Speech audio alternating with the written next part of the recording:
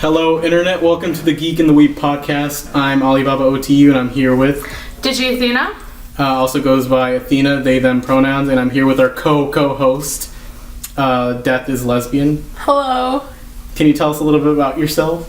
I go by she, her pronouns, or they, them, either one, and I'm a huge weeb. Wow, true, same, relatable. Yeah.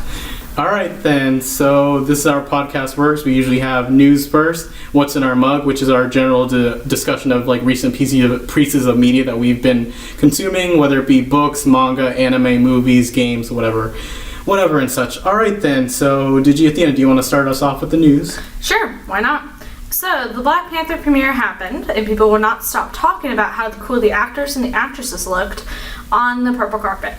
The dresses and the suits were African-themed as a similarity to the movie itself, and I think that I absolutely just adored Lupita Nyong'o's, now I'm going to butcher it, dress, and, you know, it was very pretty. It was this, like, royal purple color with this, like, gold detailed collar and shoulders. Yeah, I saw some of the pictures for the purple carpet premiere. I was about to say red carpet, but it was pretty cool because I enjoyed her. I'm like getting really into her older movies, like things she worked on before, like, you know, Star Wars and Black Panther, and she's a really good actress. Oh yeah. And I think it was just absolutely fit for a queen. Loved it. Disney has bought 21st Century Fox, which some of you may or may not know, which means they've already owned Marvel, and there could be a Marvel and X-Men team up in the near future. But unfortunately, it won't be happening for a while. Kevin Feige, the co-president of Marvel Studios, found out this through the news, as we all did. Questions, though, about what's going to happen to the adoption of the X-Men and Deadpool have yet to be answered. Feige told The Vulture, which is an online newspaper, that parts of the deal, including X-Men and Marvel integration, have yet to be discussed. There has been no communication, Feige says. We're not thinking about it. We're focusing on everything we've already announced. If and when the deal actually happens, we'll start to think more of it, or about it. Until then, we have a lot to do. Yeah, that's interesting because, like, for a lot of legal reasons, you know, the Marvel TV shows that are premiering on like Netflix and Hulu, like that are separate universes. They really can't have characters appear in like the main movies because of like whole legal problems because they're owned by a different studio. So so it's going to be interesting to see how long it takes for Fox to integrate X-Men into the Marvel MCU.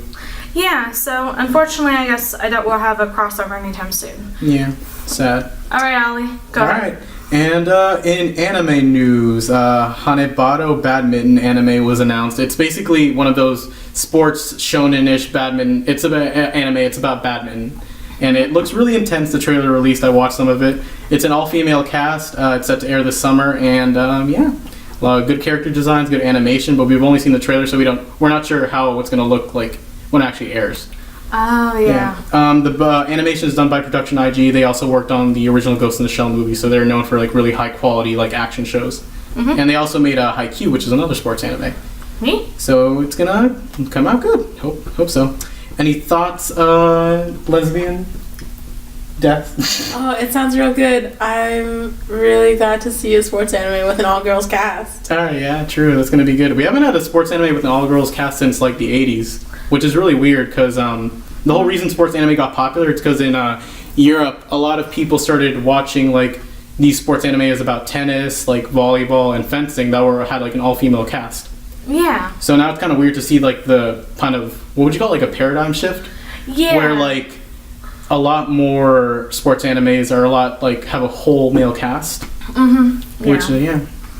And in other news, manga artist Benton Court posted the cover for the third My Hero Academia Vigilante spin-off manga, which if you don't know, My Hero Academia is like this really popular shonen series right now it's like a kind of like a mix of what you'd expect from things like Naruto and Dragon Ball Z, but like kind of mixed with like that Stan Lee comic book feel.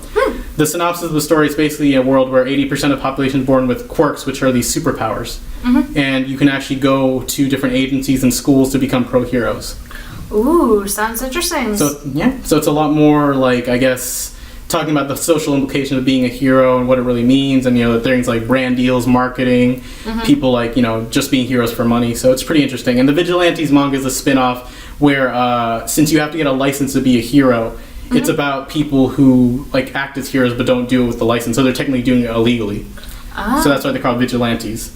And I've read some of it. The manga is available from Viz Media completely digitally and free and legally on their website if you look it up. And the whole thing about this, the wraparound jacket band, like on the manga release, showed some information on the third television series of the My Hero Academia show.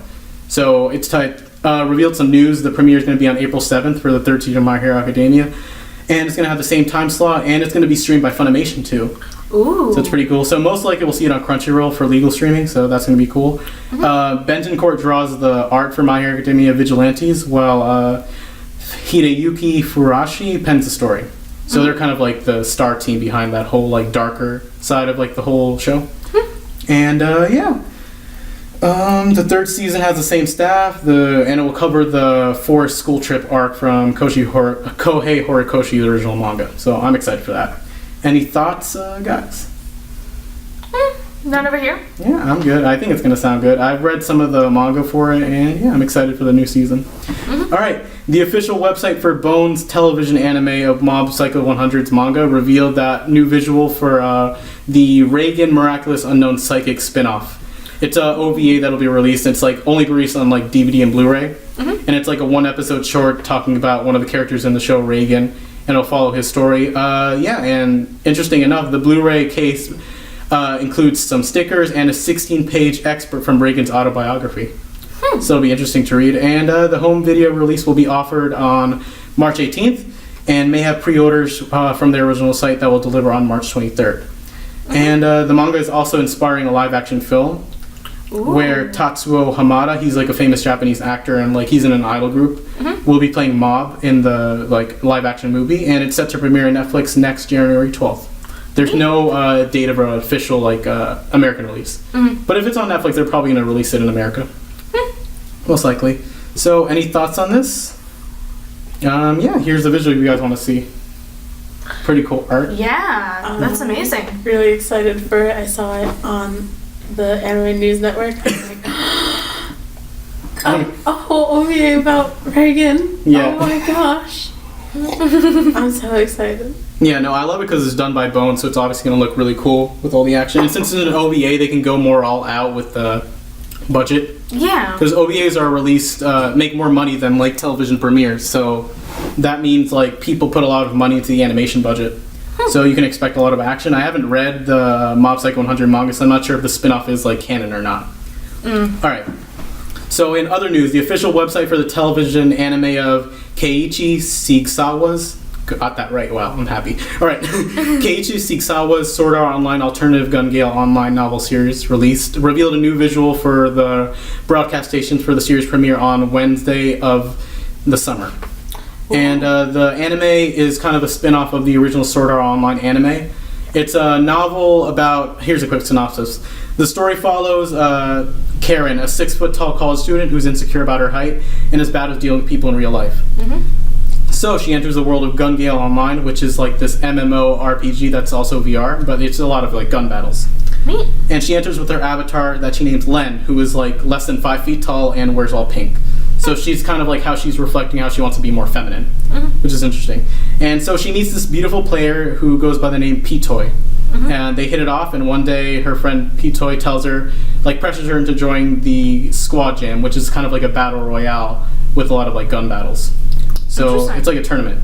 So it's going to be pretty cool. The animation is done by Studio 3 Hertz. So they did Flip Flappers, which was that queer themed magical girl show that came out last year, and Princess Principal, which was like that steampunk like espionage show. Ooh. They're really good with action. I watched Princess Principal and I'm watching Flip Flappers right now. Their action is really good. So I trust them to do a really good job with doing this show. And yeah, it's set to premiere in April, so get excited for that. I'm excited. I did not enjoy the original Sword Art Online as much as other people would, but I'm excited that they're kind of taking this new like spin-off take with different characters.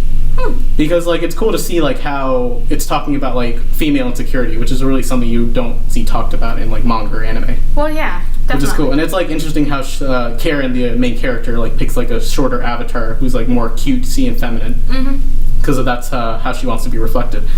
And really quick, here is the visual. So if you guys want to see, that is Karen in the front with the pink outfit. Oh, I love her. Looks pretty cute. The designs are really like sleek, so I'm excited. They're probably going to translate really well to action. All right then. So a teaser site opened on Wednesday to reveal a major project titled Starwing Paradox, and for an unspecified medium. So we don't know if it's an anime, a manga, or a game. There was an animation studio announced, so they could either be doing the cutscenes for a game or like a whole anime for whatever it's just going to be.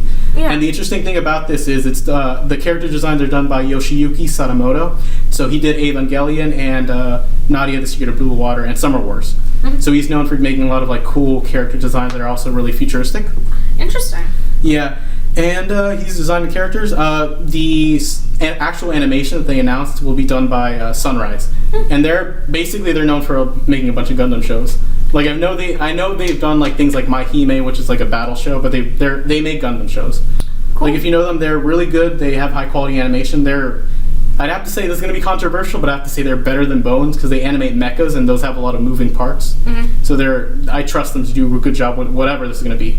I'm hoping it's anime because like I don't really have that much time to play games. So, and here's a visual. Oh, that's kind of neat. Yeah, the character designs look cool. They like really remind me of Ava, so I can kind of see that influence. I hope it's a mecha at least, so that'll be fun. Or if it's a game, I hope it's a mecha game where you can pilot like a robot. Because you really don't get that much of that. Yeah. All right, and in other news, streaming service Netflix announced a comprehensive business alliance with anime studios Production IG and Bones. If you didn't know, Production IG also did the animation for Ghost in the Shell and the Ghost in the Shell TV series Blood Sea. They do a lot of high quality action shows. And Bones is known for making a lot of like shonen shows. You probably heard of something they did: My Hero Academia, Soul Eater, Full Metal Alchemist. Oh yeah. They're known for adapting really long running like action-y shonen shows, which is like anime more geared towards young boys. Yeah. Yeah, and with this alliance on last week of Wednesday, Netflix will help co-produce anime episodes from the studios and stream them in 190 countries. The alliance includes both Production IG and its sister anime studio, Wit Studio. If you don't know, Wit Studio did the animation for Attack on Titan. So they're kind of like a subsidiary of Production IG, so yeah, get excited. A lot of cool action, and yeah. With this collaboration, Netflix aims to strengthen its animation lineup for its members worldwide with high-quality anime from Japan. And Netflix described this as like a win-win relationship for anime producers and watchers. So I'm excited because, a big thing in Japan is like anime, like people who work on animation, like they literally get paid like $1 an hour or less than minimum wage for their hard work. And like anime is like higher quality than like American cartoons we have here. Well, yeah. Definitely. Yeah, like this is gonna sound controversial, but they're even higher quality than some Disney films, I'd say. Because in terms of like the motions and like all the beautiful backgrounds they have to draw. Well, yeah. Yeah, and they get paid really like they get paid less, so it's kind of like interesting to see like Netflix is taking the step to like fund anime. And the good thing about it is like it's going to be released in 190 countries, so there won't be any problems with like trying to find somewhere to watch it. Like if you have Netflix in one of these countries, you're probably going to be able to watch all this cool anime. Yeah, and in other news, the NHK, which is kind of like an anime producer, it's I'd like compare it to Fox, what you just said, 20th Century Fox. Like they produce a lot of anime. Yeah. And they announced a kind of adaptation of Tony Valentine's French comic Radiant. So the interesting thing about this is Radiant's kind of like a Western take on a shonen. Interesting. Yeah, so it will premiere next October on NHK, the educational channel, which is going to be interesting. And here's a quick synopsis. The story follows Seth, a boy who seeks to become a great magician, and a group of witches who seek to travel the Radiant. The Radiant is a mythical land that spawns creatures called Nemesis, which fall to the world from the sky. While traveling, they also are hunted by a mysterious group called the Inquisition.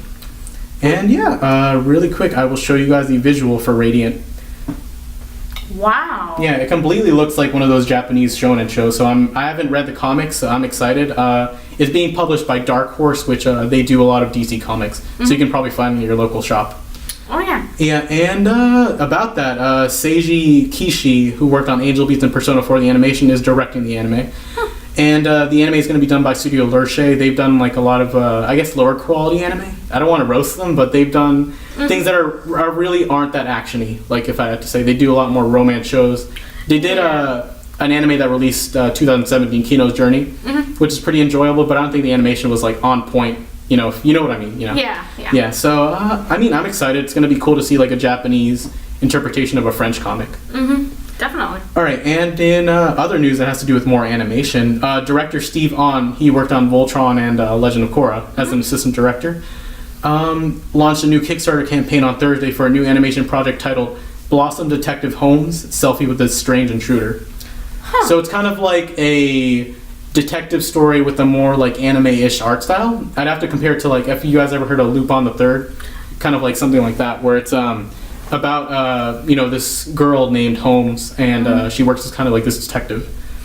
And yeah, the project already has the first episode launched. You can watch it on his Patreon page, which we will link below. It's completely for free. You can watch it legally and for free, so I recommend it. I already watched some of the episode. I haven't finished it, but it looks really well animated. Yeah. It's kind of like more of a blend of Korra or Voltron, but with higher quality animation. If that makes any sense. Like there's a lot more detail in the backgrounds and the characters. Cool. And there's no CG, which is also pretty cool. And the second campaign for, because it's only the first episode, the second campaign wants to raise $600,000. So, let's hope he gets that, because animation is expensive, but also people are kind of supporting it. Yeah. And other stretch goals are getting an English dub, because it's currently dubbed in Korean, not in English. But it does have subtitles. And animated ending and opening sequences, so maybe songs. They're planning to get a K-pop artist. If they can reach the goal, they're planning to get a K-pop artist to sing the animation for the openings and for the endings. So that'll be interesting. Yeah. The campaign will run until March 3rd. So if you want to support it and you have the money, really go support the creators, because I think it's going to be a pretty cool project if it gets fully funded. Oh, yeah.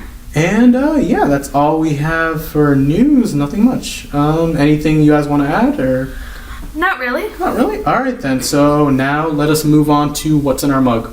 All right, so do you want to go first with this? So, now for the segment What's in Our Mug, where we talk about the different kinds of media we've been consuming throughout the week. So, Ali, want to start with that? Yeah, sure thing. For What's in My Mug, in the last podcast that was released, I mentioned that I was watching Evangelion. I'm up to episode 2 right now. The only thing is I'm putting the series on hold, because I feel like it's one of those series that's going to wreck me. So, I really need time. I'm probably going to binge it some other day, maybe the weekend or something. Yeah, like I don't feel like it's something I want to watch right now, because I know I kind of spoiled myself on the ending, but I know it's gonna wreck me, so I'd rather save it for later. And in other like anime I've been watching Mushishi, which is here's a quick synopsis. Mushi are the most basic forms of life in the universe. They're kind of not like plants or animals. They're kind of like their own being, if that makes any sense. Like phantoms. And like when Mushi are around, they cause like different phenomenon, like rainbows or like supernatural things. Yeah. So it's about this traveler who goes around like ancient Japan. His name is Ginkgo, and he goes around just solving like problems that are caused by Mushi. So it's an episodic show. What I have to say about it, it's like really chill. It's based on Yuki Urushibara's award-winning manga of the same name, and every episode covers like at least one chapter of the manga. So there are 26 episodes in the first season. Yeah. I have not watched the second season. I'd recommend it. It's really chill. It's like, I'd have to compare it to like Supernatural, because it deals with a lot of the same like problems. But like it's kind of like that, but just like more chill and like less shipping fuel. Yeah. Because there's only like one character and it's more episodic. It has beautiful art and it's super chill. I watch like at least one episode before I go to sleep, because it's been really, I don't know, it's been helping. Like it's soothing. It's one of those animes you watch to go to sleep, but it also like calms you down.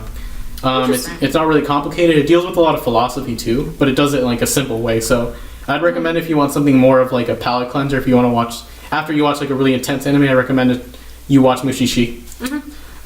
It is available from Funimation on their YouTube channel, free and legally, so I'll link that down below. Yeah, definitely recommend it. And in other things I've been watching Pat Labor, sorry. Awkward. Pat Labor. Awkward pronunciation, but I've been watching Pat Labor, which is, I got up to episode 7. Basically, I'll give you like a quick synopsis. In the future, there are these advanced robots called labors, and like they're basically used for construction, firefighting, things like that, like, administrative jobs, if that makes any sense, or like, what's it called? Civil engineering. Like they work with like things like that. And they also use them for military and stuff like that, but because of that, crime has gone up with people using labors, like these giant robot suits, to like commit more crimes. So to combat this, the police force made these new labors called Pat Labors, like patrol units, Pat Labors Patrol. And basically it follows the story of this police squadron that uses these labors to fight different crimes. Or it's really chill, because like some episodes they're fighting terrorists and like saving people from burning buildings, and some episodes they're just like making baskets for kittens. It's really funny. The show came out in 1988, and what I have to say about it, it has Really, really good opening. Like if you like 80s music, you should definitely listen to opening because it gets you hyped. Yeah, it has that 80s aesthetic, but it also has kind of like that 90s anime look, if you know what I mean. Like something like Dragon Ball or Evangelion, because it came out to the end of the 80s, like 1988, so kind of people who were animating it use the same animation techniques they used for the 90s. So, yeah, it's not really exaggerated. The humor is really wholesome. The characters are really cool. I like it. And yeah, if you like, have you guys ever watched like Brooklyn Nine-Nine? No. Yes. Yeah, it's kind of like that type of humor, like really wholesome humor. Like there's nothing offensive. There's a lot of funny facial expressions. So yeah, I'd recommend it if you want to watch it. But fair warning to anyone who likes mecha and might want to watch this, there's not a lot of action. It's more of like a slice of life. So if you're looking for action, then like you're not going to find it here. But like just something interesting I want to point out, like a lot of the reason why people watch mecha, which if you guys didn't know, you know how people are obsessed with like trains or like mechanics? Yeah. When people watch mecha, they kind of get excited when they see like all the moving parts of a robot. So I think that's a huge appeal of mecha. So that's why you see people arguing whether a mech is good or not. Yeah. So yeah, that's something I've been watching. I'd give it a recommendation. I actually like it. If you're okay with watching like older anime, it's really funny, and I was cracking up when I was watching it. All right, and in other things I've been watching also, I've been watching the first 2 episodes of Darling in the Franxx, which is basically it's a story set in like this post-apocalyptic future where people live in like these secluded cities. They're not, the cities aren't really underground, but they're in the like secluded desert areas, and it follows like this group of children that pilot these robots called Franxx, and they have to do it in pairs. Interesting. And the story is about these people who these robots and these children who are controlled by the government that want them to fight like these evil alien creatures on the outside world. And it's really cool because it's based on I don't know if you heard it, the legend of the Chinese bird called the Jian. Oh yeah. It's like this bird that only has one eye and one wing, and it can only fly in a pair. So it's kind of like a metaphor for lovers. So that's why the people or the kids in the anime pilot these robots in pairs. It's really cool. I'd recommend it. It's really sexual. So it's made by, interestingly enough, it's a collaboration between Studio Trigger and Studio A1 Pictures. So if you don't know Trigger, they're made of people who did Gainax, who worked on Gainax. So Gainax did like Gurren Lagann, Fooly Cooly, Evangelion. So they've done a lot of crazy shows. They also did Pandy and Stocking. So Trigger is made up of people who work there. So Trigger made Kill la Kill, Little Witch Academia, and what I just talked about, Darling in the Franxx. They're known for like their really over-the-top crazy shows with a lot of action, and the characters look really edgy. And, like the animation goes crazy sometimes. Yeah, so kind of like a Dragon Ball Z. Yeah, like kind of think Dragon Ball Z just mixed with any other genre. That's how it comes out. Yeah, and the one thing about this is it's a collaboration, so it's Studio Trigger and Studio A1 Pictures. And if you don't know, A1 Pictures worked on a lot of popular anime. They did Your Lie in April, Sword Art Online, and Erased. So they're known for making really professionally good-looking anime, if you know what I mean. Like, their characters are really designed nicely, and everything's kind of more flatter and, like, professional. So, like, it's cool to see the characters look really professional and nice, but, like, the action scenes are like Trigger and Gainax, where like there's so much action, like it's kind of hard to tell what's going on. Yeah. Which is cool. I like it. It's really fun and over the top. It's entertaining, if anything else. It's like if you like Gurren Lagann or like Kill la Kill, it's like a mix of those. Really over the top mecha, a lot of sexual, not humor, but like references, because like the robots are references for like relationships. Yeah. So you kind of get it. And the kids pilot the robots in like male and female pairs. It's so far really good. What I'm hoping for is if they actually introduce what I'm hoping for is they actually introduce same-sex relationships, because a lot of this anime is like has a theme of rebellion, because it's talking about puberty and stuff like that. Yeah. So it'd really be cool if we saw like a same-sex couple like piloting a robot, because that'd be fun, because you're going against the norm. Yeah. So far we haven't gotten any of that, but I'm waiting, so let's hope we get it. Fingers crossed. Alright, and yeah, sorry, I'll have a long list of stuff I watched, just 2 more things.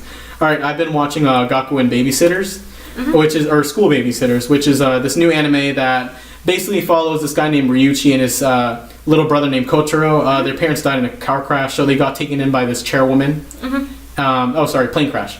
They got taken in by this chairwoman who runs this really fancy high school, and she's letting them stay with her. But the catch is, Ryuichi, the older brother, has to participate in the babysitters club, which is basically a daycare for all the teachers that work there. Oh, jeez. So he's there, like, you know, basically like taking care of like all these really cute little kids. And yeah, it's really cute and lighthearted. It has some emotional moments, but if you want something that's like really more chill and calming and just really cute, because like the way they draw the kids is just adorable. And yeah, definitely watch it. I give it a thumbs up.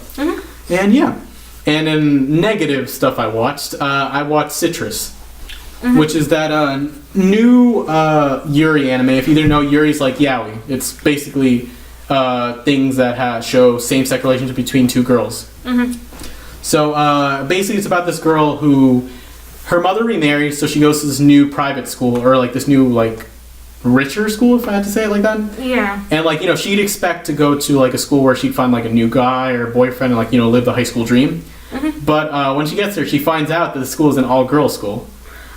So when she goes there, like dressed like all really like scandalous, like the student council president, whose name is Yuzu. Oh no, sorry, her name is May. Sorry. Yeah. Yuzu's the main girl. Her name is May, the student council president. She's like, "Why are you like this?" And like basically they get into a fight. And little does she know that May, the student council president, is her new stepsister because her mother remarried. So it's basically about them having like this kind of like forbidden relationship, and it's kind of really creepy. A lot of consent issues. It's basically a lesbian anime made for straight people. I really wouldn't recommend it if you're looking for like a strong LGBT representation. Like, it's not what you're looking for. It's basically just kind of more of a fetishizing show. So yeah, I'm gonna have to give this a thumbs down. I dropped it after 2 episodes because like, I can't take this anymore. Yep, and yeah, in terms of things I've been reading, I finished the Land of the Lustrous. I've been caught up with the Land of the Lustrous manga, and one of my co-hosts might fight me for it, but let me give you a quick synopsis. In the future, it's like a post-apocalyptic Earth. Sorry. Yep. There are no more humans, and on this planet, like there are only beings known as gems. So they're basically made up of the material they're named after. So you know, there's like diamond, zircon, ruby, sapphire, patparacha. Yeah. So it's like that. They only populate the Earth, and there are like 28 of them. So it's basically about them fighting against people who come from the moon to steal them as decorations. And each of the gems are assigned a role. One is a fighter, and one is like a watchout. And some gems like do other things, like, you know, one gem is a doctor, and other gems like design clothes for the gems that they can wear. And it's pretty cool. The story follows Phosphosolite. Sorry, it's a mouthful. Also goes by Foes, which is one of the youngest of the gems and hasn't had a role assigned to them yet because the gems are genderless. Sorry. And yeah, it just follows her story as she like, you know, discovers more about the world and like makes new friends and like, you know, discovers more of like her hidden potential. Because the thing is, gems who want to fight have to have a better hardness. So like gems, like, you know, diamonds are the greatest fighters because they have like a hardness of 10, and like, you know, so on and so on.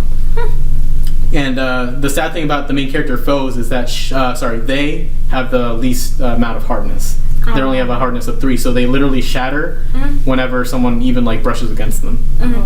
So it's about them feeling really useless and going through these struggles and then finding their own way in the world. And they go through a lot of hardships and a lot of tragedies. There's like a depression arc. Like, it's really interesting.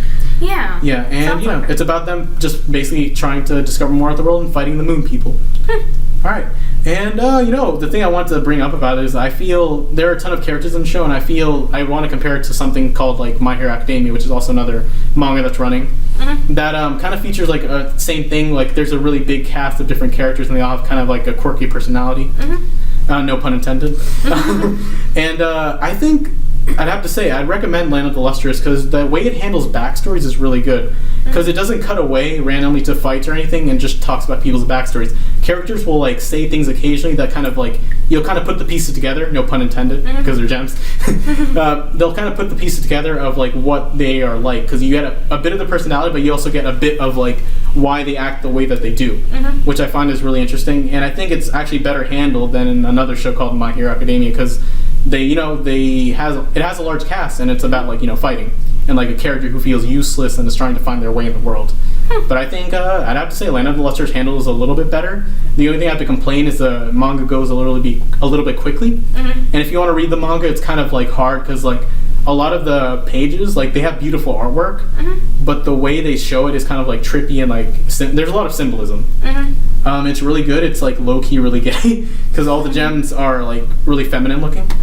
And I'd really recommend if you want like a cool battle show or battle manga, and if you want really good characters, it's also there. So yeah. Neat. Do you have anything to say, my co-host? That sounds very similar to Steven Universe. Actually, yeah, I have the first volume of the manga, and it says for fans of Steven Universe. Oh wow. Yep. Yeah, it's like Steven Universe if the guy who made Evangelion directed it, Yeah. basically. It's really, I'd recommend it. It's a really good show. And other things I've been reading, I've also been reading Girl's Last Tour, which is a 6-volume and 48-chapter manga that just finished a couple months ago, actually. Yeah. So it's about this like post-apocalyptic world where these two girls, Chito and Yuri, are still alive, and so they go around in their little like Kenton Guard, which is like this motorcycle tank thing, and just like travel the apocalypse. Day by day goes, and it's like more of like a slice of life. Like it's just them talking about philosophy and things like that. The art is really cute, so if you enjoy something that's more like chill and cute girls doing cute things, then I definitely recommend it. Yeah. It's really philosophical. It's low-key, really gay, so also that's there. And yeah, does my co-host have anything to say about it? Because I know you read the first volume. Yeah, I actually got partway through the second volume, and it is very lighthearted, very I guess easy read, not heavy duty kind of stuff going on with it. So yeah, I really liked it. Yeah, and it's kind of like has like that World War II aesthetic, if you know what I mean. Like there's a lot of there's a lot of like broken down stuff, like old factories, old weapons. It's really interesting. Not a spoiler, but there is a betrayal in it, and don't worry, it's not a bad one, but it's definitely one of the top 10 manga betrayals ever. I'm not going to explain it, but definitely give it a read. It's available from Yen Press. I'll leave links in the description where you can buy it. And other things I've been reading Honey and Clover, which is like this 10-volume, 71-chapter manga that it ran from 2000 to 2005, so pretty old. And it basically follows the story about like these art students living in Tokyo. And it's a lot of humor about like them being poor, and it's really funny and lighthearted. A lot of jokes about like poor college students. Like literally, the guy says, "Oh, I only have like 5 yen in my bank account." It's really funny if you want to read something like that'll just. It's gonna make me cry my eyes out because I know it does get sadder. But if you really want to read something that's more slice of life-ish, I recommend that. If Girls Last Tour isn't your thing, the characters are cool. It follows college students, which is like a really cool difference from like anime that usually follows high schools or like manga. And I actually got a recommendation from my friend to read it because she told me that it was like about poverty, but I didn't know she meant like poor college students. Because they're technically not. I thought she meant about like homeless people, which is like, oh, cool. I want to read a manga about that, but it's just about poor college students. But I'm just like, oh yeah, that's cool too. Yeah. It does get sadder, so just fair warning to anyone who wants to read it. But it's really, really cool art. I recommend it. And my last thing I just wanted to mention, I've been reading Delicious in the Dungeon. Which is like this, here, let me give a quick synopsis. It's about this dungeon that was uncovered in this small town, and from this dungeon, this like really like old king emerged from it when they unearthed it in the small town. And he said that if anyone can go explore the dungeon and defeat the wizard, they will find a city of gold. So it's about like basically set in like this RPG generic world where people go into these dungeons and like explore things and like talk about like gather treasures and stuff like that. Like, if you played an RPG, you probably know what's going to go on. Like like the twist with this one is it follows like this guild who one day when they're fighting a dragon in the dungeon, they are all teleported out because of magic. But one of the guys in the guild, his name is Leos. His sister gets eaten. Oh, jeez. So when they're teleported out, they actually find out 2 people in their like little guild have resigned because they want to make money. So the three that are left, Leos and his 2 friends, Marcel and Chilchuk. RPG names. Yes. And they go back into the dungeon because they want to save Leos' sister who got eaten by the dragon. The thing is, they don't have enough money to buy new weapons or buy new food because of like how much they spent on trying to defeat the dragon. Yeah. So it basically follows them, taking an alternative. They're actually going to eat things that are in the dungeon. Yeah. So it's like really funny. It talks has a lot of like recipes in it too, because it talks about like it'll do things like why don't we eat this like walking mushroom monster and like let's saute it and things like that. It's really funny. It talks about a lot about cooking and stuff like that. If you're into like that whole Skyrim or like Final Fantasy aesthetic, then you'll really like it. It's really a lot of wholesome humor. It's not really dark. Because I know the synopsis I gave was kind of dark, and it kind of sounds like Made in Abyss, which is something we'll talk about on another podcast. But it's actually pretty nice. I'd recommend it to anyone who wants like a funny read. Like I was cracking up. There's a lot of humor, and Just there are some moments where it's a seinen manga, so it's more aimed for adults. Like there isn't any sexual humor, but there will be like some parts where it'll get dark, but then like it'll be like Adventure Time where like a character will say something really dark or do something really dark, but then they'll be like, haha, I was just kidding. Like it'll be like, oh, I'm gonna stab you today. Yeah. Oh no, I'm just kidding. So if you like that kind of humor, I definitely recommend it. Creative, it's really creative because of the recipes they make with the monsters that they slay, or like the dungeon things. Like they make a tart out of a man-eating plant. They make like a ramen bowl out of like a basilisk, which is like this mythical creature, has like the body of a chicken but the tail of a snake. Oh, yeah. So it's kind of like that. It's like a really funny, lighthearted. I recommend it to anyone who wants like a really just more chillish manga to read. So yeah, that's all that's in what's in my mug. All right. You want to go with Yeah, sure. So I've been recently, slowly but surely, catching up on Lucifer, which is a crime show about the devil, as you can probably guess, henceforth the title, in LA, which is really good, really raunchy, something that, I totally recommend if you're like into Family Guy or American Dad or even like Rick and Morty, because it can be a little, dark at times and talks, Oh, so it's kind of like that nihilistic dark humor where it's like life is meaningless, you guys should all die. Yeah, basically. Give or take. Yeah, okay, yeah, I get that humor. Yeah, it's pretty good, and I definitely would recommend it. But I think that's all that's been in my mug besides Girls on Tour, which we just talked about. So yeah. So yeah, and do you have anything to say before we move on to our complete like three-way what's in our mug, talking about a silent voice? Can I what do I talk like? Like anything, like I don't know, anything like a webcomic you read or like an anime you watch or a manga you read. Okay, so recently I've been really into webcomics. Like, there's this one that's coming back that has been on hiatus for the past like 2.5 months called Ava's Demon. And it follows this girl, Ava Iyer, who has been possessed by a demon since she was born. And all through her life, this demon has been like harassing her to try and get her to form a contract with it or get her to kill herself so that the demon could be freed. And so a bunch of stuff happens. Eventually, I'll read the synopsis. Wait, do you know the artist that does it though? So we can link them in description.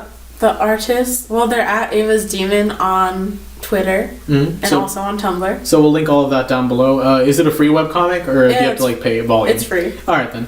But she has put out recently like a hardcover, or she has put out like a hardcover books. Graphic novel. Of the comic. And so this is a synopsis. The comic follows Ava Iyer, a young girl tormented by a demon who seems to be determined to ruin her life. However, the demon has much more history than Ava thinks. The story follows Ava as she makes her way across the universe, teaming up with the demon, haunting her on a quest for revenge, while fighting her own inner demons along the way. Oh, that sounds pretty cool. Yeah. And so okay, don't worry. I'm done. But I mean, the bottom line, do you recommend it? Yes, it's very good, and it's coming back this Wednesday.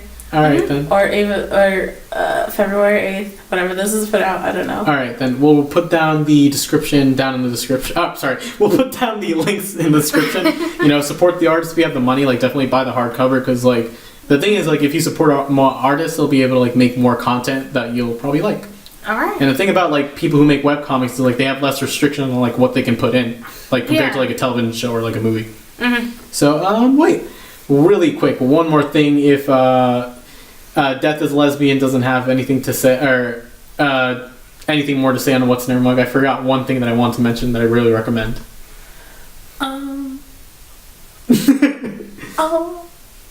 Yeah. Okay. I'm done. All right then. One thing before we go into our little silent voice discussion. I've been watching this new anime that I watched like this morning because I was like, I want to see if like this is good or not. It's called Rakugo Shinju, and it's basically about these Rakugo, which is like a really Japanese thing. It's like competitive storytelling. It's like this one person goes on a stage and like does like different facial expressions, different like body motions to like represent different characters, and like they have no props, like no makeup, no anything. They just go on like a stage with their own clothing and like things like that. And it's really interesting because I thought it was a really funny anime. It's one that came out in 2016. The second season came out in 2017. I'm on the first episode. The first episode was like 47 minutes. So basically, like I told you what Rakugo is, it basically follows this guy who got out of prison and who goes to this person who is like a Rakugo master. And he like literally goes to him and like begs him to take him in as a student. But the thing is, like, the guy doesn't take apprentices. So like this guy literally begs and hugs him to like let him be his student. And I thought it was really like funny, really cute.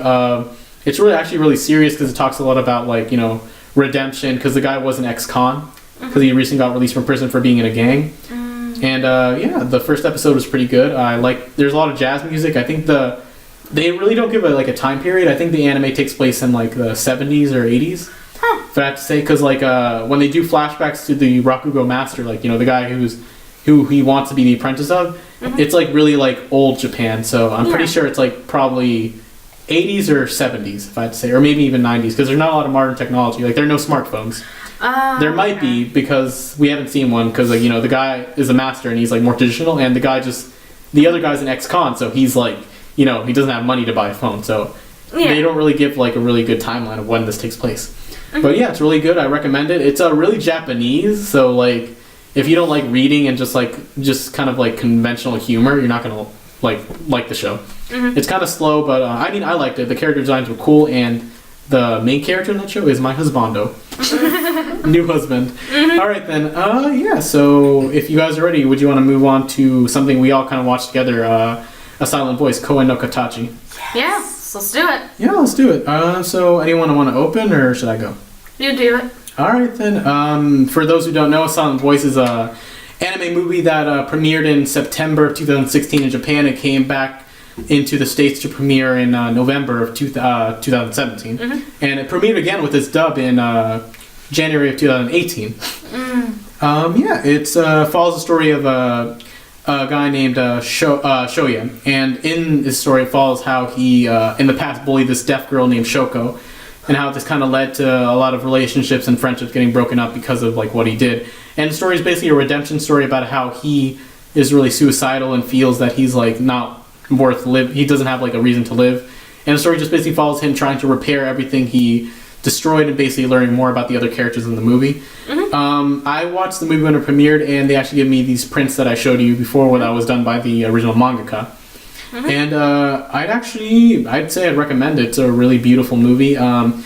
Really quick, if you guys did not know, yeah, sorry about that. This is really unprofessional, but I'm trying to look it up because we watched it in dub, but I watched it twice in sub before then because I went to both premieres because I don't know, I wanted to see the movie in theaters because of like the music and like how better it would sound with like, you know, actual like a sound system and stereo. But really quick thing that I want to talk about is just how they use like a deaf voice actress to voice Shoko, the deaf girl, in the dub, which I thought she did a phenomenal job. Like her voice acting was like really just on point. It's beautifully animated. If you guys didn't know, it's done by Kyoto Animation, and they've done Clanad and Hibiki Euphonium. So they're kind of known for doing really professionally like well animated stuff. I don't know if you guys noticed, but do you know like there was a filter when we were watching the movie, like kind of like a camera filter where like the sides of the whatever, like, you know, the frame was kind of more like blurry. I like that filter. Like I think it worked well for it. In Japan, the title is in Silent Voice. It's called The Shape of Voice. So that's why you'd have like, you know, moments where it'd just be like The Shape of Voice, which I think I like The Shape of Voice better than A Silent Voice. I don't know about you. Yeah. Like A Silent Voice kind of sounds like more like American, while The Shape of Voice sounds like kind of more like art house movie. Yeah. Like a lot more like interpretive and stuff. Oh, and really quick, the voice actress who did Shoko in the dub is called Lexi Cowden. I really hope she gets in more roles because she did a great job with the voice acting. And just criticism about the movie, like if you guys want to chime in, you can like talk to me about it. But I read the manga for this. Yeah. And I just finished it actually yesterday when we're recording the podcast. I'd have to say that one thing about the movie, again, I felt the story was really rushed. Yeah. And as someone who read the manga, I felt like the general message of the story that the original mangaka wanted to display, like, you know, the story is like a lot about like how people feel like inadequate or not good enough, and like how people, you know, ruin relationships, and how people like kind of redeem themselves and think of themselves and, you know, find reasons to live, which I think is like a really important message. We don't really get to see a lot of that stuff in like, you know, American media. No. Usually it's just like, it's like a dystopia story, like, the Hunger Games, where it's like a guy is like born into a society that just hates him, but he wants to, or she wants to, like, fix the government or something like that. Whereas this one's more about like internal struggles where, like, the guy and the girl both feel like they're not good people, or they both feel like they're useless and inadequate in like everything they do. So I think the general message got across, but I just felt the story felt rushed, and I felt like there was, I don't know if you guys noticed, but I feel like, especially you, Athena, because this is your first time seeing it. I don't know if you noticed that. Could you tell the story was an adaptation of a manga because of the way everything felt rushed and sometimes? No, I couldn't. Yeah, I mean, I don't know. I felt that because the thing is, like, a lot of characters, or a lot of side characters that were trying to, a part of the main drama that was in this movie, like the main plot, were like, some of them were just useless. Like, some of them didn't even get backstories, and we really didn't know their motivations. Yeah. Like, the redhead guy, like, his whole thing in the manga is that he was bullied, so that's why he's, like, kind of has a disdain for bullies. Like, that's why at the end he was like, I hate bullies, and, But, like, they didn't really show that in the anime. And the thing is, like, also, like, there's this whole plot about, like, making a movie. But I won't spoil it. You guys should really go read the manga if you have the chance. And I really recommend people read the manga before they watch the movie, whenever it comes out on Blu-ray. And because, I think when you read the manga first, you have more appreciation for, like, what happened in the story, which I kind of regret. Yeah. But, so do you guys want to chime in? Okay. Lesbian? So about the manga, like, I agree. I read the manga before the movie even came out. Okay, so you have a different perspective. Yes, also, I don't remember a lot of it, so there's that. I should probably read it. Anyways, so, so when I heard the announcement for the movie, I'm not gonna lie, I was a little bit disappointed. Because I felt like it would have done much better if it was like a series, short, if it was like, even if it was just like a short 1 season, 12 episode series, I think you could have gotten like a lot more across doing that than just doing the one movie. And yeah, like you said, it was really rushed and you didn't get much of anyone's backstory in the movie. Yeah, except the two main characters. Yeah. Actually, to like add on to that, I felt what would have been better as like an OVA, which, like, for anyone who doesn't know, especially like Athena, OVAs are like anime that are only released on like DVD or Blu-ray or VHS. Okay. So that's why they're called OVAs. They're original video animations. So the thing about OVAs is, like, they usually have a higher budget than TV shows and less restrictions. Like, they can be more bloody or more emotional or have curse words and things because of, like, the lack of restrictions by the TV network. Yeah. So, like, that's why I felt it would have done better actually as an OVA. Maybe like a 6-episode OVA that's like, 30 minutes each. That would have like doubled the time. Or no, actually like 40 minutes each to double the time a little bit more, and get like an individual episode or a half of an episode dedicated to one of the characters. Because it would have worked better. I mean, I definitely recommend the manga first. I forgot the author's name, so forgive me for that, but you can find the manga all on Crunchyroll for on their like little subscription. You can sign up for a free trial of Crunchyroll for like a 30-day, and the link in the description, I'll put that below. And you can read the whole manga. It's all there. I'd recommend it. The art is really good. And if you guys didn't know, the manga actually started as a one-shot, which is like it's basically a short story someone submitted to like a manga magazine and they won a competition. So after that, the guy who made the manga guy or girl, the person who made the manga actually got the heads up to like make a full series. It's a 7 volumes long, so it's a pretty short read, and I recommend it. Wow. Yeah. So Athena, do you have anything else to add about this? Like, what did you think of the movie since like this was your first time seeing like your perspective? Well, I really liked it in general.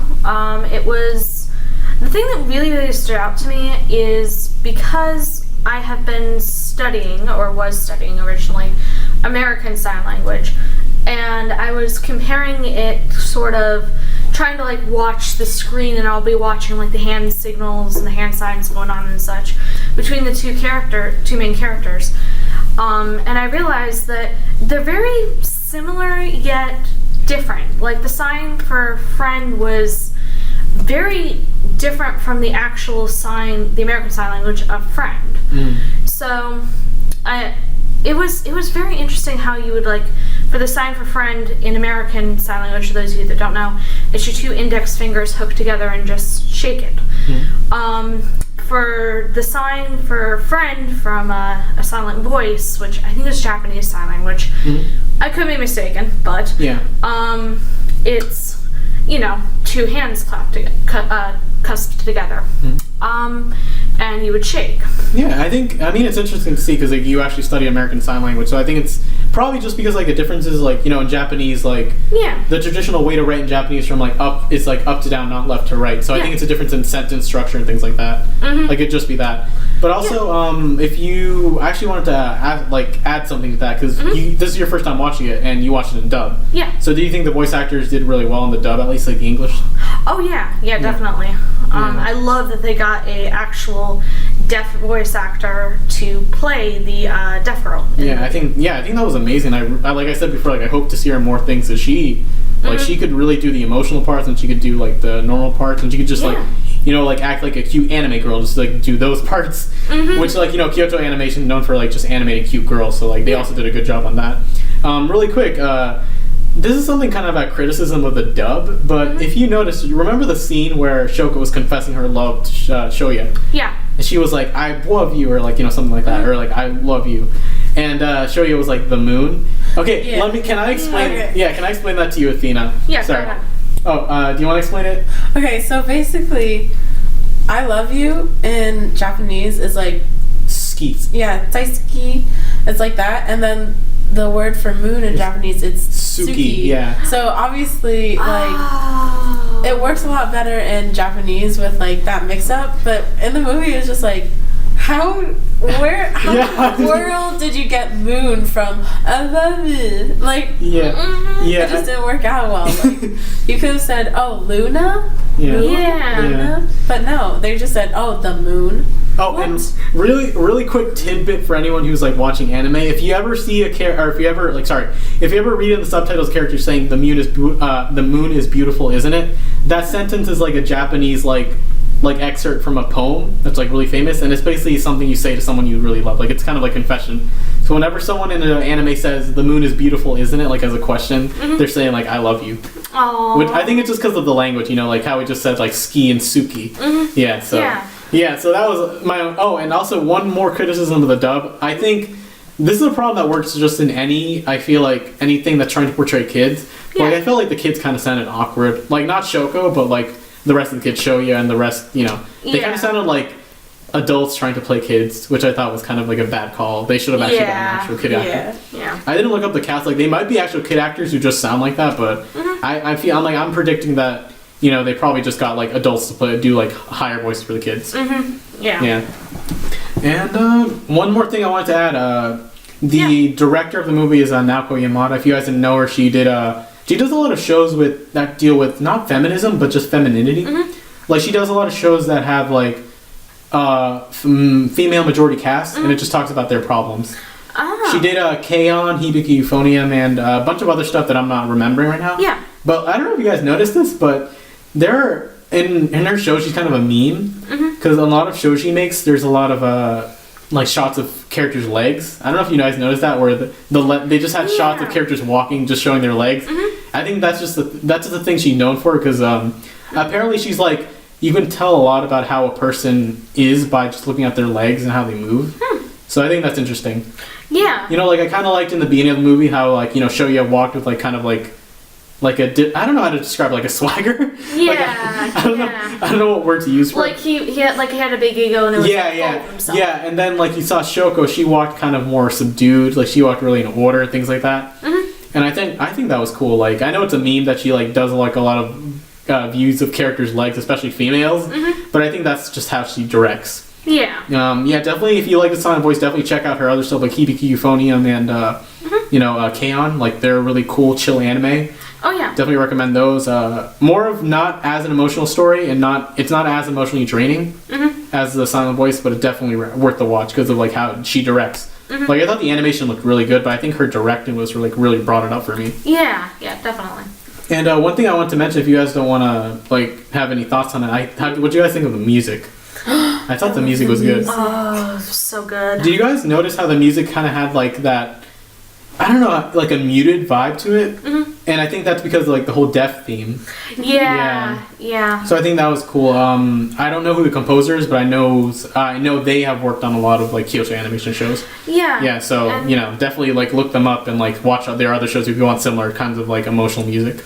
Yeah, and going off of that with the muted kind of tone and, volume, I was in my ASL class at my local community college, and my professor at one point showed us what it's like to hear music through a cochlear implant, which, for those of you that don't know what I don't know if I'm saying it right, but cochlear implant is basically like the equivalent of like a hearing aid, give or take. So it was really fascinating to hear that, and the difference between, how we as hearing people can hear music and how deaf people hear and interpret music. So just going over that was kind of very interesting. Yeah. Oh, and also something I wanted to mention that I didn't think was as explored in the movie, at least.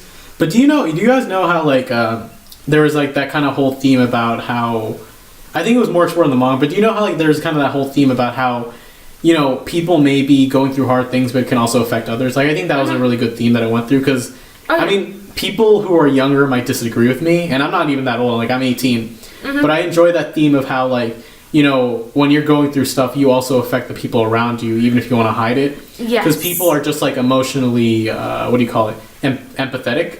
Like, people can tell when you're either doing sad or happy, so I think that was a good theme that they had, like, while Shoko was feeling really bad, her actions also affected a lot of people in a negative way, and she had to think about that.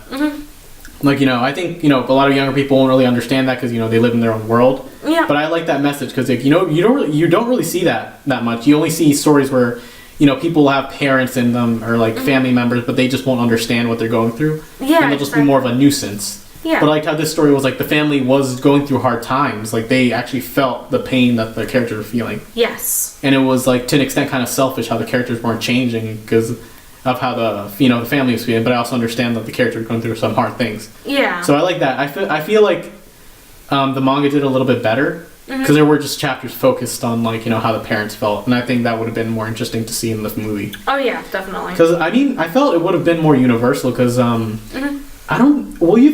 you guys think this movie would, like, appeal to, like, older people or to, like, people in their 40s and such?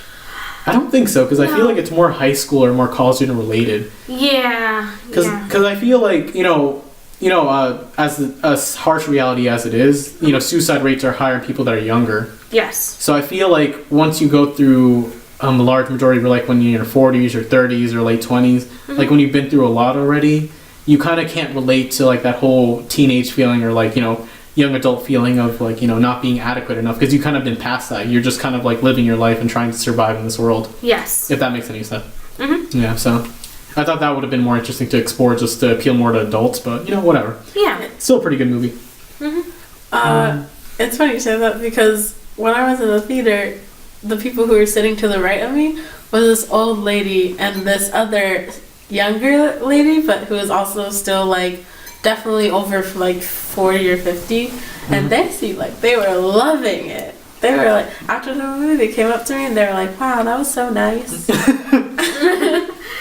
Well, yeah, I also think kind of has like, well, yeah, but it also has, like, that universal message of just, like, feeling inadequate in your life. Like, I think that's something that everyone's been through, no matter, even if, like, people say you're perfect. Like, you had that situation where you're just like, am I good enough? I'm just useless. Like, everyone's felt that. Like, I'm sorry, but you can fight me in the comments, but everyone's felt that.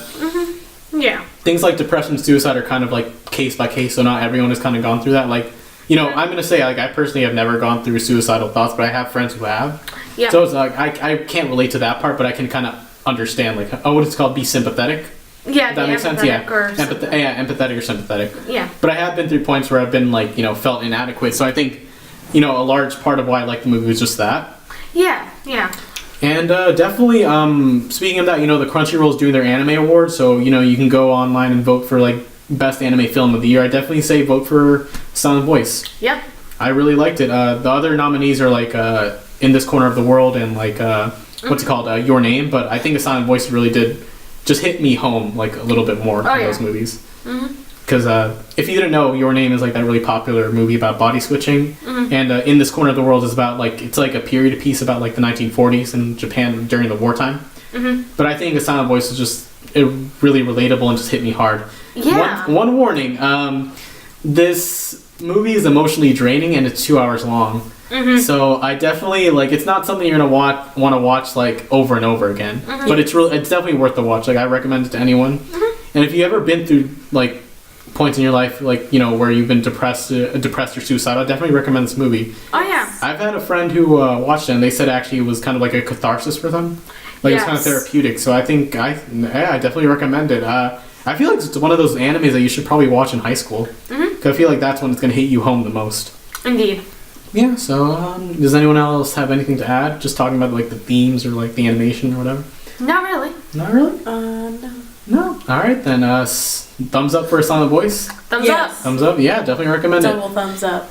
Definitely vote for in the Anime Awards, like I said. Indeed. Wait, also really quick, vote for Yuki Yuna's Hero for Best Hero. My Hero Academia shouldn't win that category.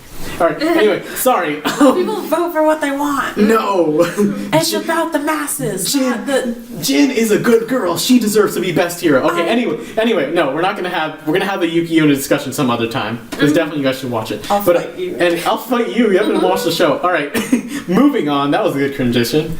We're going on to our general discussion, which this week, if you didn't know, we're discussing kind of comparing in general. Yeah, pieces of media that came out. You know what? Fight me. Basically, the topic for today is we're comparing pieces of media that came out in 2017 and comparing it to 2018 so far. Like, if it's better, if it's going to be a bad year or worse year for whatever we're going to talk about. Yep. So Digiathena is more into, Marvel movies and more of, live action TV shows. So I think, could you compare it? Like, what do you think? Was 2017 a good year for, things you wanted to watch and stuff like that? So basically, I'm going to do more the Marvel and DC side of it as usual. From what I could tell as far as movies, so from 2017 being good or not, I think that a few of the good ones, there are a few really good ones that came from Marvel, such as Thor Ragnarok, Captain America Civil War, just to name a few. Spider-Man Homecoming. That too.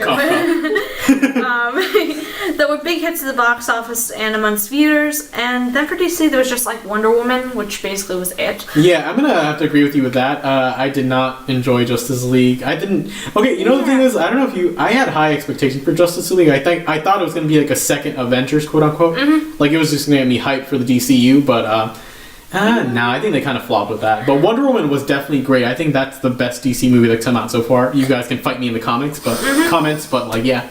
Yeah, so I didn't watch pretty much any, if not many, DC movies this year. Mainly due to the fact that I keep hearing a lot of them have flopped hard. Yeah, definitely. But I need to watch Wonder Woman, for sure. Yeah, definitely. So I can't really speak as far as DC goes, but in comparison to the movies being released this year, which there hasn't been any real Marvel movies that have come out quite yet. We're waiting on Black Panther. Yeah, so that's going to be soon, so we'll probably give you our thoughts on Black, because I'm definitely going to see it. Same. Because I think Black Panther's kind of like Wonder Woman, where he was kind of a character created to appeal to the times. Black Panther was created to appeal to people who are pro the pro Black movement or civil rights. Yes. Because a lot of comics were just a form of expression to people who did support the movement. So I think it's cool that Black Panther is getting his own movie now, especially comparing it to Wonder Woman, where Wonder Woman was created in the 30s to appeal to feminists. Yes. And I think they've kind of I'm excited for the movies. I think they're gonna end up really well. Yeah. So I think going off of what's happening with all the hype and stuff, and what Alia said, basically I think it's going to be a big year for Marvel, and as for DC, I haven't heard of any movies being released yet. Yeah, I think Aquaman might come out, but I'm not sure if that's going to do well or not. Yeah, and I haven't heard a lot about any of the movies that are coming out, if any at all, really. So there's no big hype in comparison to Black Panther, which everybody is knowing about, everybody's talking about, everybody's whatever else. But I haven't heard a lot of talk about Aquaman or really any DC movies. So hopefully, we'll see if DC is a good year or not. Yeah, I really hope DC just steps up their game, because what I said, I watched Wonder Woman, and they can make good movies. I'm gonna be honest, I did not like Justice League, Suicide Squad, or Man of Steel 2. And or Batman versus Superman. No. I thought they were kind of flops. I know what we said before in the last podcast, DC's trying to differentiate themselves from Marvel, trying to be more serious and dark. But I think that's hurting them because the yeah. thing is they can be more serious, but they can be like Wonder Woman, the movie, where a big theme of it was also feminism, but the big theme of it was just also like fighting adversity. Yeah. And that's something universal. So I think a lot of their movies are just kind of just action shows, and they don't even look really that good. So. You know, I think they really just stepped up the game because Marvel's doing really well. And, personally, I might be kind of burnt out on Marvel movies. But I think recently, like, things like Spider-Man Homecoming and, like, Doctor Strange, which I've watched, they've been kind of, like, really changing it up and, like, shaking up their formula where DC is just doing the same thing and just doing worse and worse as time goes on. Yeah. And, I mean, Wonder Woman was directed by a female director, so we got to keep that in mind as far as how, that kind of got effect. And because Suicide Squad, and I'm just assuming things, but Suicide Squad and Batman vs Superman and basically everything but Wonder Woman was directed by men. So because people just really do not know how to like write these different characters. Yeah, and I think that's the problem. I don't think the problem is like putting more diverse characters. I think the problem is getting people to write them. Yeah. Because the thing is, whenever you get someone who's really not in that, like I know people, like you should be able to write whatever story you want to, but I think the problem is like people don't know how to handle these characters. So like I think that's why you get a lot of people like with like. People trying to make a character feminist just come off as, like, really bad, or people trying to make a character gay and just come off as stereotype. Yep. Like, I think that's why, like, it's just people who really aren't in these groups are writing the characters. Yeah. They just come out, like, really shallow or just really, like, boring. Yeah, and there kind of needs to be a change along those lines, definitely. Yeah, so, if you don't, Deathislesbian, if you don't have anything to add on, like, the whole Marvel DC discourse, like... Okay, so... Oh, Lord. I had a thought and I forgot it. Hold on. Here comes a thought. Okay, great. I remember. Okay, so about the whole. Hold on. Okay, so about the whole thing with what you were saying about DC, or what someone was saying about DC, trying to take a more dark, like serious approach. Yeah, I definitely think that's hurting them. Like, there's obviously should be a good balance between like lightheartedness and darker stuff, yeah, and like action-y stuff in a movie, and I don't know. Yeah. No, I mean, I agree with you. Like, I get the point you're trying to get across. Like, because like I think the big thing with Marvel movies and the thing they do well is like they do have action, like more emotional moments, especially like spoilers for like a 4-year-old movie like Avengers Age of Ultron with the whole Black Widow subplot where she can't have children. Yep. Like I think like they had a really serious topic, but like no one complained about it because they handled it well and respectfully. Yeah. So I think that was the thing. I think DC just handles like a lot of topics where they'll have like a psychotic villain, but they won't handle it well. Like Lex Luthor was just like a psychopath just for the sake of being a psychopath. Like he didn't have any reasons. Like there was no sad backstory or anything like that. Yeah. Like I'm not saying you need one, but like, you also need to give your characters like motivation. character like motivation. Like you need to give them personality. Yeah. Instead of just being like like an archetype, or just like And I think that's like I get what they're trying to do. Like Batman is like the Avenger of Justice, and like Superman's like the hero everyone wants to be, but like also you kind of have to give your own perspective from it, because the reason Superman and Batman do well is because like people in the comics get different writers to write the character. They give their own interpretations. Yeah. So that's why you see people liking certain comics and not liking others. I think that's what they need. People who can interpret these characters in a different way. Yeah. If you kind of get my drift. Yeah. All right. So if no one has anything more to add on like this whole Marvel DC discourse, Digiathena might be shook, but like I'm about to talk about how I felt 2017 compared to 2018 for anime. All right. I know we watched a couple anime together, like Devilman Crybaby, which is the 2018 one. Yeah. And we finished Made in Abyss, which was the 2017 one. We'll have more of a discussion about that later. But in general, I felt like 2017 was just an amazing year for anime. Yeah. We got really cool hits like Little Witch Academia, Boku no Hero Academia, or My Hero Academia, sorry, Made in Abyss, Land of the Lustrous, Rakugo Shinju, Yuki Onna is a Hero, March Comes In Like a Lion. Like, I have a friend, she's telling me to watch it because it's another show about depression, and I just haven't gotten the chance to, but she's saying it's really good, so I'm going to take her word for it. And, I don't know, just a bunch of things. Like, I know there are a couple anime that I watched this year that came out this year that were also incredibly well directed and really well animated. I just can't think of them. But like, I think 2017 was just an amazing year. So Yeah. I think comparison to 2000. Oh, also something that came out, the Voltron season 4 and 5. So I thought that was also really good from like the American side of animation. Yep. But I think also something, trying to compare it to what the beginning of this year, 2018. We got things like Darling in the Franxx, which is like that mech show I talked about, Devilman Crybaby. Yep. A Place Further Than the Universe, which is like this new lighthearted show about these girls traveling to Antarctica. Yeah. I haven't watched it, but it's like really cool, and apparently people are crying about it. Aww. And Cardcaptor Sakura got a sequel, which is like this magical girl show from the 90s. It's really good. I haven't watched the sequel yet, but I've watched the whole 70 episodes of the original series, and it's really good. And Cutie Honey is getting a revival. So if you don't know what Cutie Honey is, let me describe it in this sentence: bisexual android magical girl thieves. Nice. Interesting. I think you guys can kind of relate to this, but you guys know Devilman.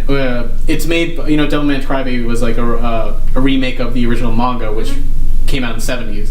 The manga was done by Go Nagai, and he's the inventor of Devilman, but he also created Cutie Honey, which is another character.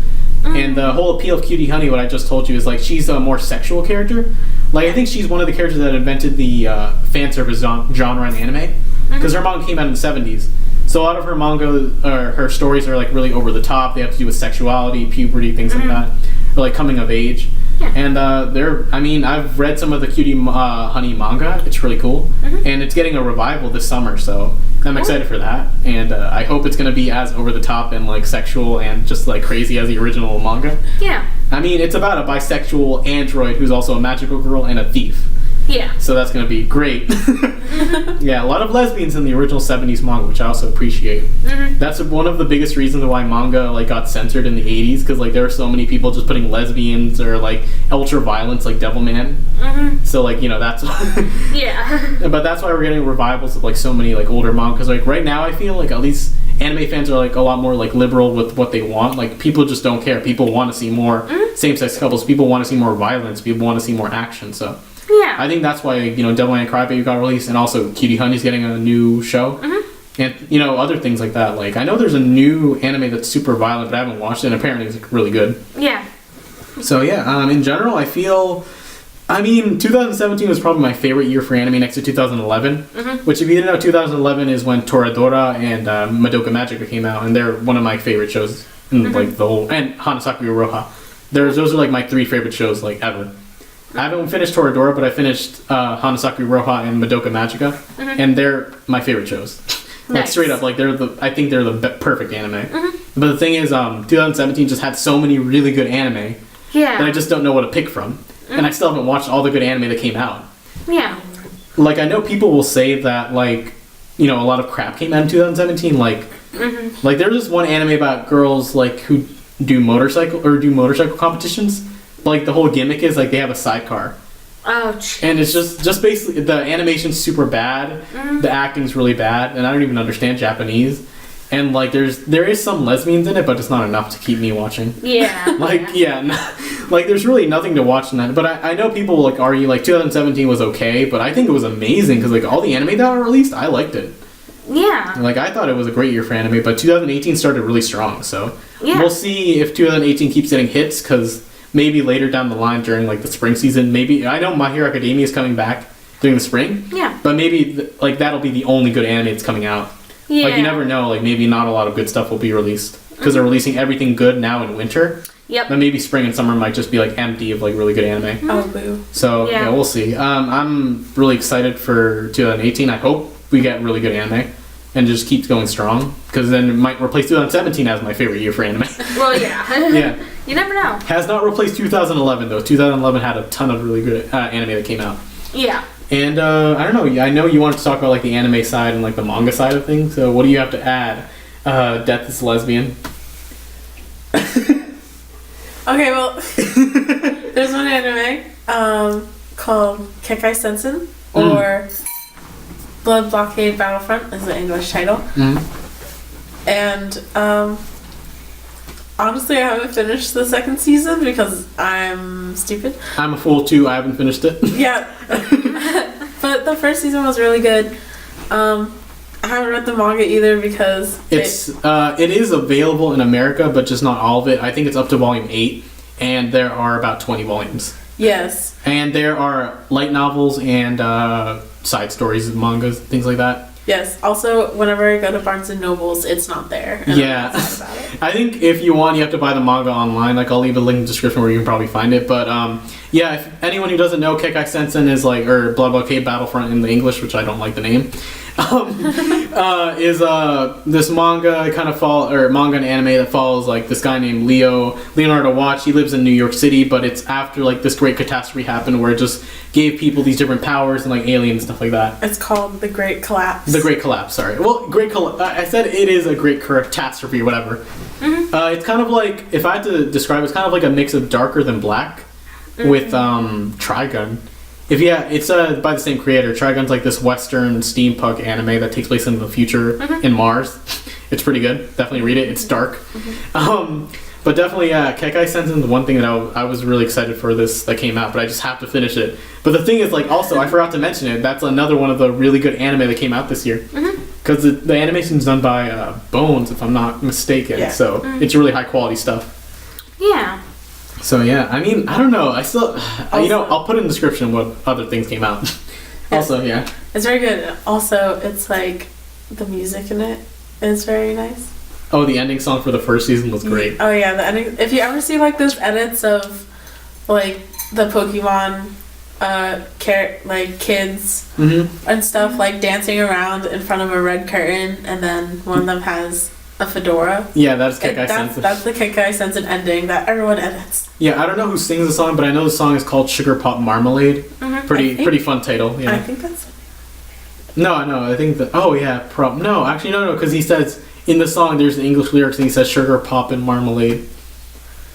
I'm pretty sure. It's a really good show. You guys should watch it. And like, I'm so sad because not a lot of people watch the show or read the manga. Yeah, it's really sad that nobody watches. Yeah, because I feel like if you're really looking for something like actiony, something like Fullmetal Alchemist, where it's like long running, but it's also really, really good. Yes. I definitely recommend Kekai Sensen. Watch it. Also, it's funny. Like, there's funny stuff in it.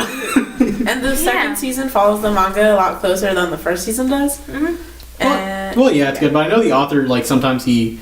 Like, especially with the Trigun anime, like, I've read the manga for Trigun, he kind of, like, leaves out a lot of character development, so I think that's why, like, when anime adaptations are made of his work, they usually do better than the manga, or usually are better, like, superior in general. Yeah. Because they have the same messages and it's more of an action, so there's not really any deeper meaning. Yeah.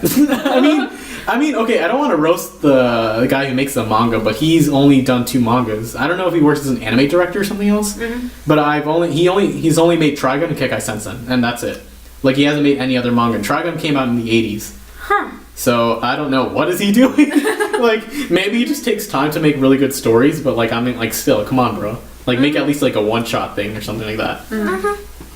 Yeah, and also something that came out, the recent chapters of manga for Blue Exorcist were like really good. I think the story is like taking a really serious turn, so I definitely recommend Blue Exorcist as like something you should watch, or no, something that you should read. Oh, fuck, sorry. Speaking of that, Blue Exorcist is like 3rd season came out, so also watch that. It follows the manga more. Second season. Sick. No. Well, the first season was like, or the first 26 episodes were like divided into season 1, season 2. Oh, okay. So technically the 3rd season, but it follows the manga. It's really good. It's pulling like a Black Butler, if you guys don't know, where like they only adapt a couple arcs of the manga, and then to like a 12 episode show, but then like they wait a couple months to adapt the rest of it, like the rest, like in order. So they're like mini side stories of like things that happen in the manga.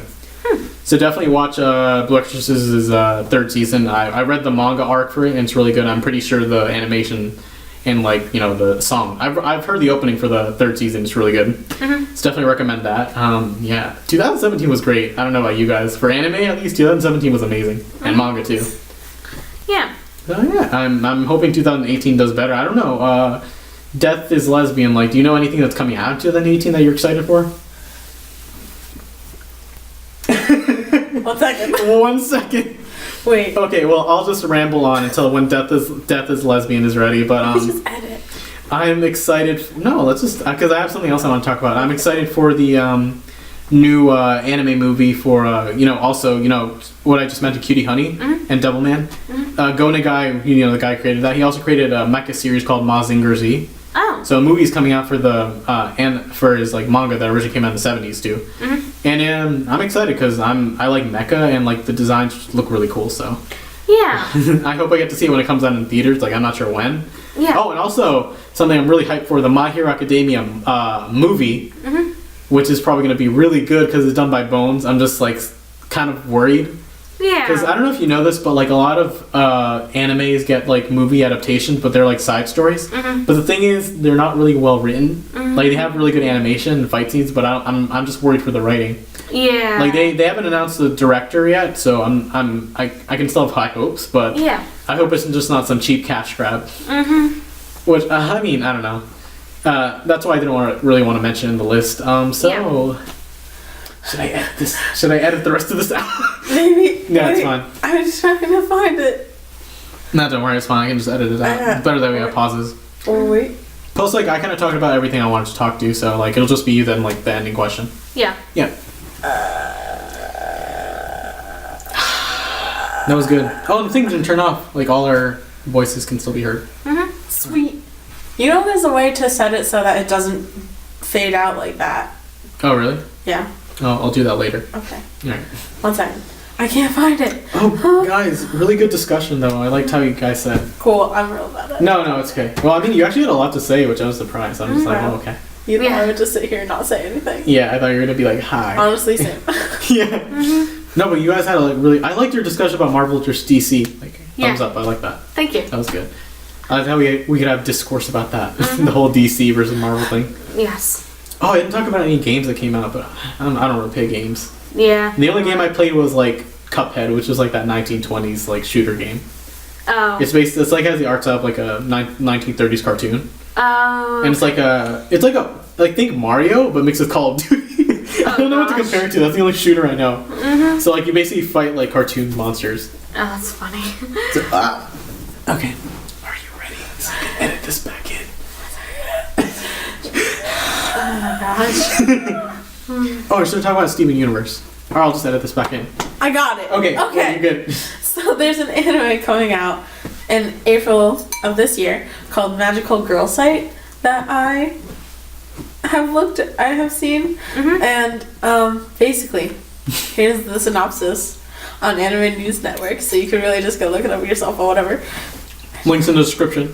Yeah, it's about this girl named Aya Asagiri, and she has having trouble at school with bullies, and so to distract herself from that, she goes online to look for stuff to do and not be sad about it, and she finds this website called Magical Girl Site, and just looking at it, she is transported into the magical girl apocalypse, where all these other girls have like bloodlust, and she has to fight to survive, and it looks real cool, and also the poster of it has 2 girls, and one of them is holding the other's face. Oh, okay. Yeah, so basically like any other magical girl show, it's gonna be lesbian. I mean, yes. Yeah. I mean, also, I'm so sorry, I'm a flop, but Flip Flappers is also 2017 queer-themed anime. That was really good. Think Sailor Moon, but mixed with Alice in Wonderland. Remember when they took Sailor Moon, and then they made that one ship not a ship, and instead they're like... Oh, yeah, and the English... If you guys didn't know, like our viewers, the English dub of Sailor Moon took out like a lesbian couple and made them cousins, which I thought was funny. But I don't know why. Something I wanted to mention, if Death is a lesbian, do you have anything else to add? Things you're hyped for? Because the funny thing is about like that, we actually mentioned Magical Girl Site in the news last week, in the last week's podcast. Oh, you did? Yeah. Oh, wow. And like the beginning, I was talking, and I read this and I wasn't excited for it. I'm just like, I'm excited. This sounds like a Madoka Magica clone. I mean, maybe it is, but... Because dark magical girl shows, but hey, I'll give Sailor Moon was pretty dark. Like it got really dark in the last couple chapters. Yeah, so yeah, Madoka Magica might not be like the darkest magical girl show, because like I know a lot of 90s magical girl like manga were like really dark and dealt with like adult themes. Yeah, so yeah, I mean, okay, now that you've like told me like it's gonna be like kind of dealing with like depression and like apocalypse, like post-apocalyptic like battle royale, I think I'm excited. Because also something that came out was I think last year or 2 years ago, Magical Girl Raising Project, which is kind of like the same thing. It's basically about these girls who use this phone app called Magical Girl Raising Project, and like they can turn into magical girls, and then whenever they do a good deed, they get like points, like candies, whatever, that's what they call it. Interesting. And one day, like the association that made this app, like says we need to lower the number of magical girls. So to do that, they say whichever girl has the less candy get their powers revoked. So that leads to people starting this whole battle royale in the city of magical girls just fighting each other and killing each other for candies. It's I've read the light novel and I watched the anime. It's really good. Yeah. The anime was, I felt like the anime was kind of like robbed of its award for 2016 because it definitely had good animation. It was better than Yuri on Ice. Fight me. But, Alright. But we all know Yuri on Ice was overhyped. Yeah. It's a good show, but I think Magical Girl Raising Project got like overshadowed. It's like a Madoka Magic clone, but it's really good. So, dark magical girl show, lesbian. Yep. Actually, interesting thing, like I'm not going to spoil what the character is, or who the character is specifically, but since like this app transforms into like cute anime girls, so that means anyone can be a magical girl. So even older business women, boys, construction workers, but they give off like, they have like their super secret identity. So they can turn into these cute magical girls whenever they use the app. But you don't know who they are in real life, so that also leads to some drama that I'm not gonna like in the show. And the show is actually hella lesbian because, like, if you guys, for any viewers who didn't know, the reason why a lot of magical girl anime is like really has like a lot of lesbian themes or lesbian undertones, is just because like in Japan, like there's kind of this tradition or stereotype of in middle school. Actually, it's like kind of like not normal, but people don't look down upon it if like girls date other girls. Because it's seen, well, it might also be a problematic thing, but it's seen as something that's just like normal for girls to experiment in middle school. That's why you see so many anime that deal with girls in middle school be like lesbian. But the thing is, the genre of anime and manga is called class S, or like the stereotype. Class S, like class with an S, dash S. But the thing about it is, when the girls grow up and go to high school, they're expected to like leave all that behind. So it kind of deals with how, like, you know, being with other girls romantically is kind of like a childish thing, and they like do away with that when they go to high school or into the adult world. But the thing is, like, those themes have permeated like towards like, you know, other shows. So like a lot of shows that deal with like large casts of girls usually have like lesbian undertones, just because like it's a tradition to have it in like girl-centric stories. That aren't like, you know, romances, especially obviously, because most romances are just like a girl falling in love with a guy, which is like shoujo manga. So that's why you see, like, for fun fact, that's why you guys see like a lot of magical girl shows have lesbians in them.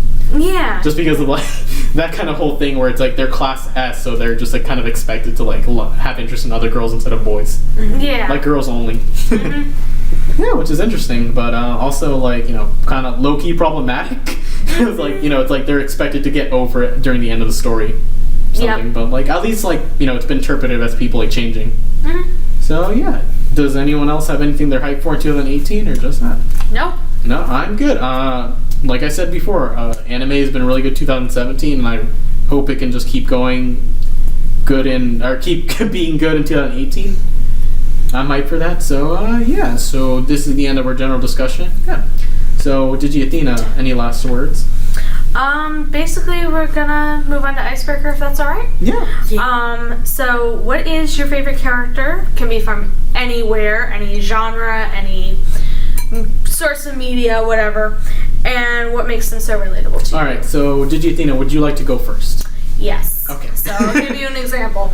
Loki is an obvious choice to me since he's so relatable, but if I had to go with someone different, basically somebody who hits really close to home with me is Captain America, believe it or not, aka Steve Rogers. I just admire the way he stands up for the little guy, and I kind of aspire to sort of be like that.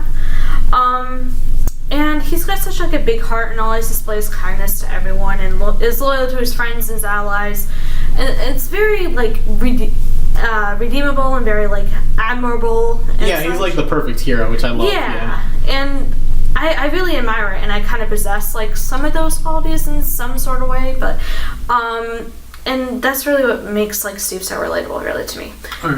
Alright, I'll go next. So One of like the characters that I think I relate to the most, or just like really hit home for me, is from this anime that like I bet nobody has watched. It's called Hanasakura Roha. Little quick synopsis about this girl who her mother like abandoned her. Okay, it's not sad. Her mother just, it's like treated as comedy. Like her mother's just like, I'm gonna run away with this guy. Bye. You're going with your grandma. So this girl, her name is Ohana. She gets sent to this like rural town, which just has like 2 inns in it. Like one's like really modern, like popular, and the other's like more traditional, like a Japanese like inn where you stay, hot spring, stuff like that, you know.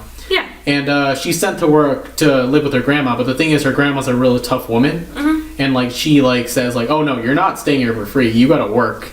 Yeah. So it's basically about her, like, you know, getting to know the people that she works around and, like, you know, getting to know the people of the town better. It's a really chill anime, and the thing is, I relate to the main character, Ohana, just because, like, I think her whole message of just working hard and going through adversity is just, like, so relatable to me, and I think I like how the anime is, like, more chill. Like, there's no drama, there's no supernatural stuff, it's just, like, her just struggling through life, you know? Yeah. There's no, she doesn't break down in tears, she doesn't, like, go through depression, it's just her just, like, you know, she'll get sick one day and she won't be able to go to work, or she'll like this guy confesses her love to her and she doesn't know how to deal with it. Like, it's just awkward stuff like that. So it's just kind of, I feel like she's like really more relatable. She's like hardworking, which I appreciate. So I think she's not my favorite anime character, but she's like really up there. Yeah. Because I think what she does is like just commendable, and like how she's kind of like, you know, like I'm in this situation, I just kind of have to deal with it. So like let's just try my best. All right, Death, how about you? Cough, Izuku from My Hero Academia.